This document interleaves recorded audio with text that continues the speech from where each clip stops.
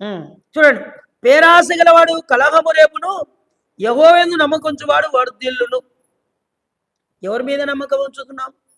మనుషులు నమ్ముతున్నట్లుగా దేవుని నమ్ముతున్నావా? చాలా మంది నమ్మకత్వాన్ని కోల్పోతున్నారు, నమ్మకాన్ని కోల్పోతున్నారు. ఏమంట? నమ్మకాన్ని కోల్పోతున్నారు. ఎందుకు కోల్పోతున్నావు నమ్మకాన్ని? ఈరోజు నమ్మకం ఎప్పుడు కోల్పోవద్దండి అంటున్నాడు దేవుడు.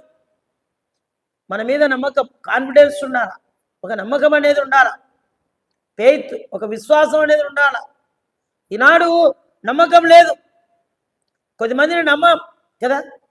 10 రూపాయలు ఇవ్వాలన్నా నమ్మం, 10 రూపాయలు ఇవ్వాలన్నా కూడా నమ్మం. ఏదైనా నమ్మకాన్ని ఒక్కసారి మనం కోల్పోతే జీవితంలో నిజంగా చాలా కష్టం. అందుకే ఎక్కడ నమ్మకాన్ని కోల్పోద్దండి. ఈనాడు ప్రేమైన దేవుని బిడ్డలారా, పేరాశ గలవాడు కలహము రేపును. మరి అంతేకాదు, యెహోవాయందు నమ్మకం ఉంచువాడు వర్ధిల్లును. ఈరోజు దేవుని మీద నమ్మకం వస్తే నువ్వు వర్ధిల్లుతావు. ఆ నమ్మకమే నువ్వు కోల్పో